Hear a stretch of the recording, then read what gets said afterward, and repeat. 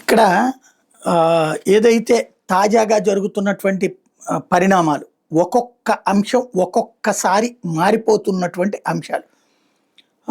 CID take up చేసేటటువంటి కేసులు ఎలా ఉంటాయి, సిఐడి టచ్ చేసేటటువంటి అంశాలు ఎలా ఉంటాయి అన్నటువంటి చర్చకి తావిచ్చేటటువంటి వ్యవహారాలు.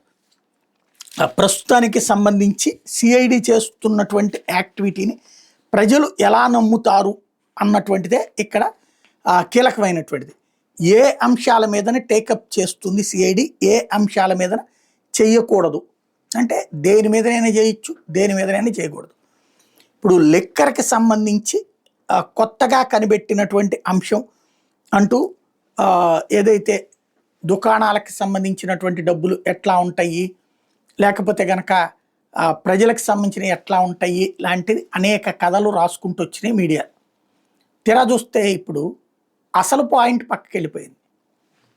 దాని పేరేంటది, డబ్బులు వచ్చినాయి, అది ఎంపీలకి డబ్బులు ఇచ్చారట, ఈ తరహాలోకి వెళ్ళిపోయింది.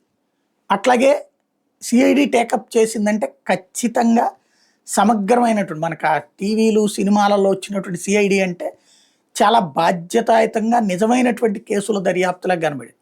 ఇప్పుడేమో సిఐడి అనేది రాజకీయ ప్రయోజనాలకు వాడుకోబడుతున్నటువంటి, రాజకీయ ప్రత్యర్థుల వేధింపులకు వాడుకోబడుతున్నటువంటి సంస్థ కింద మారిపోతున్నటువంటి రోజులలో ఎలాగా ఈ అంశాలకు సంబంధించి జనాల్ని నమ్మించాలి అన్నటువంటి కాన్సెప్టే ప్రధానంగా కనబడుతోంది.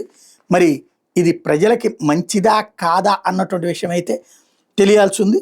ఎప్పటిదాకా ఈ వ్యవహారాలు ఇలాగే సాగుతాయి అనేది చూడాల్సి ఉంది.